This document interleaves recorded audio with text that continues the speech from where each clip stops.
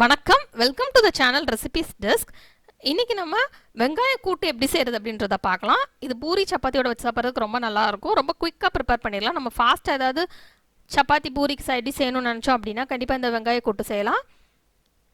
இந்த கூட்டு செய்கிறதுக்கு என்னென்ன பொருட்கள் தேவை அப்படின்றத ஃபஸ்ட் பார்த்துடலாம். அதுக்கப்புறம் எப்படி செய்கிறது அப்படின்றத அந்த வீடியோவில் பார்க்கலாம். அதுக்கு முன்னால் இந்த ரெசிபிஸ் டெஸ்க் சேனலில் நீங்கள் இன்னும் சப்ஸ்கிரைப் பண்ணல அப்படின்னா ரெட் கலர் சப்ஸ்கிரைப் பட்டனை கிளிக் பண்ணிவிட்டு பக்கத்தில் இருக்கிற அந்த பெல் ஐக்கானை ப்ரெஸ் பண்ணிக்கோங்க. அப்போ தான் நான் இனிமேல் போடுற வீடியோஸ் எல்லாமே உங்களுக்கு உடனுக்குடன் கிடைக்கும். இதேமாதிரி மிஸ் பண்ணாமல் பார்க்க முடியும்.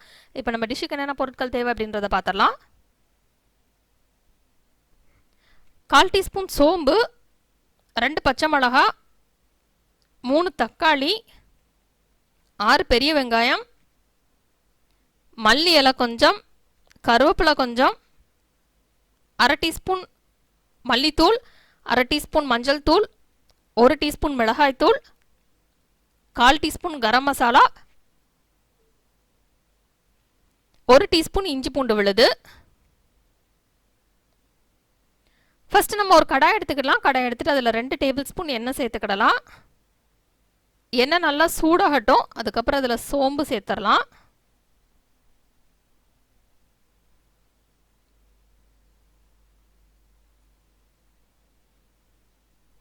சோம்பு நல்லா பொரிஞ்சிடட்டும். நெக்ஸ்ட் இதில் சின்ன சின்ன துண்டாக நறுக்கி வச்சிருக்கிற பச்சை மிளகாய் சேர்த்துடலாம். சேர்த்துட்டு அதை லேசாக ஃப்ரை பண்ணிடலாம். காரம் கம்மியாக வேணும் அப்படின்னா நீங்கள் ஒரு பச்சை மிளகாய் கூட சேர்த்தா போதும். இப்போ இந்த பச்சை மிளகாய் லேசாக ஆயிலில் ஃப்ரை பண்ணிடலாம்.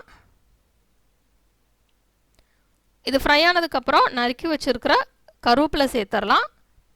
கருவேப்பிலை சின்ன சின்ன துண்டாக நறுக்கி போட்டோம் அப்படின்னா அந்த ஃப்ளேவர் வந்து ரொம்ப நல்லாயிருக்கும்.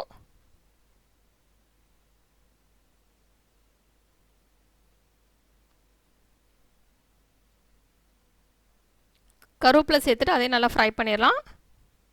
இது ரொம்ப குயிக்காக செஞ்சிடலாம் அந்த ஆனியன் மசாலா.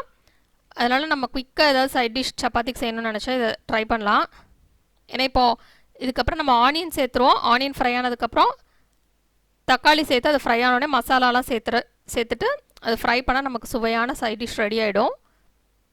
இப்போ இதில் சின்ன சின்ன துண்டாக நறுக்கி வச்சுருக்கிற பெரிய வெங்காயம் சேர்த்துடலாம். சேர்த்துட்டு வெங்காயம் நல்லா பொன்னிறமாகட்டும். அது வரைக்கும் இதை ஃப்ரை பண்ணிடலாம். குழம்புலாம் வைக்கணும் நமக்கு டைம் ஆகும். இதுனா நம்ம இன்ஸ்டண்ட்டாக ரெடி பண்ணிடலாம்.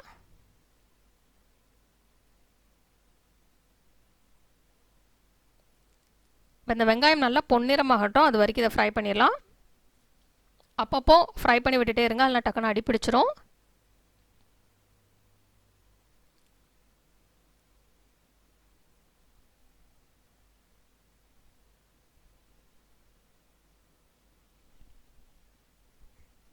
வெங்காயம் நல்லா ஃப்ரை ஆனதுக்கப்புறம்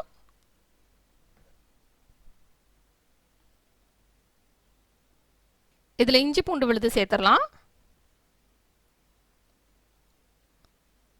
இப்போ நான் டிஷ்ஷுக்கு தேவையான அளவு உப்பு சேர்த்துட்டேன். உப்பு சேர்த்துட்டோன்னா வெங்காயம் ரொம்ப குயிக்காக ஃப்ரை ஆயிரும். நம்ம வெங்காயம் சேர்த்ததுக்கப்புறம் கொஞ்சம் உப்பு, தக்காளி சேர்த்ததுக்கப்புறம் கொஞ்சம் உப்பு சேர்த்துக்கலாம். அப்போனா வெங்காயம் டக்குன்னு ஃப்ரை ஆகும். நெக்ஸ்ட்டு தக்காளியும் குயிக்காக ஃப்ரை ஆகிடும். அதெல்லாம் டிஷ்ஷுக்கு தேவையான உப்பை ஒரே சமயத்துலையும் சேர்த்துடலாம். ஏன்னா சில நேரம் நம்ம வந்து சேர்க்க மறந்துடுவோம். இப்போ வெங்காயம் நல்லா ஃப்ரை ஆகிடுச்சு, நல்லா ப்ரௌன் கலராக மாறிடுச்சு. இப்போ இதில் இஞ்சி பூண்டு விழுது சேர்த்துடலாம். இஞ்சி பூண்டு விழுது நம்ம ஃப்ரெஷ்ஷாக அரைச்சி சேர்த்துக்கலாம். இல்லை நம்ம அரைச்சி வச்சு நம்ம பாட்டிலில் ஸ்டோர் பண்ணி வச்சிட்டோம் அப்படின்னா நம்ம தேவைப்படுறப்போ யூஸ் பண்ணுறதுக்கு ஈஸியாக இருக்கும். அந்த மாதிரி நீங்கள் இஞ்சி பூண்டு விழுது ப்ரிப்பேர் பண்ணிவிட்டு எப்படி ஃப்ரெஷ்ஷாக ரொம்ப நாள் ஸ்டோர் பண்ணணும்னு தெரிஞ்சுக்கணுன்னா கீழே டிஸ்கிரிப்ஷன் பாக்ஸில் நான் லிங்க் கொடுக்குறேன், அதை பார்த்து தெரிஞ்சுக்கோங்க. இப்போ இந்த இஞ்சி பூண்டு விழுதை நல்லா மிக்ஸ் பண்ணதுக்கப்புறம் நம்ம அரைச்சி வச்சுருக்கிற தக்காளி சேர்த்துடலாம். சேர்த்துட்டு அதை நல்லா வெங்காயத்தோடு மிக்ஸ் பண்ணிடலாம். இப்போ இந்த தக்காளியிலேருந்து நல்லா பச்சை வாசனை போகணும். அது வரைக்கும் இதை நல்லா குக் பண்ணிடலாம். இந்த பச்சை வாசனை போனதுக்கப்புறம் தக்காளி வந்து நல்லா ஒரு கலர் சேஞ்ச் இருக்கும், நல்லா டார்க் ரெட் ஆயிரும்.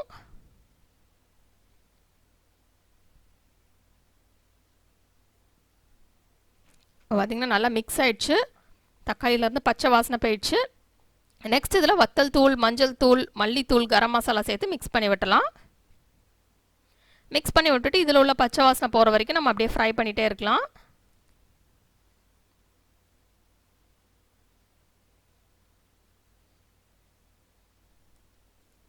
இதை அடி பிடிச்சிடாமல் இருக்கிறதுக்கு அப்பப்போ இப்படி ஃப்ரை பண்ணி விட்டுட்டே இருங்க.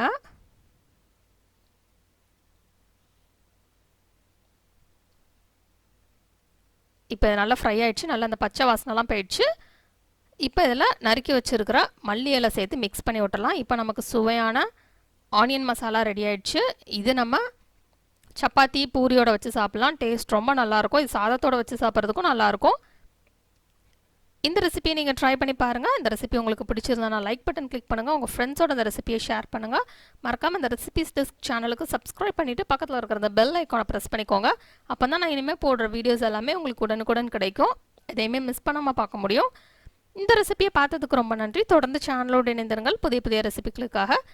இந்த ரெசிபியை ட்ரை பண்ணிவிட்டு எப்படி வந்திருக்கு அப்படின்றத கீழே உள்ள கமெண்ட்ஸ் பாக்ஸில் மறக்காமல் சொல்லுங்கள்.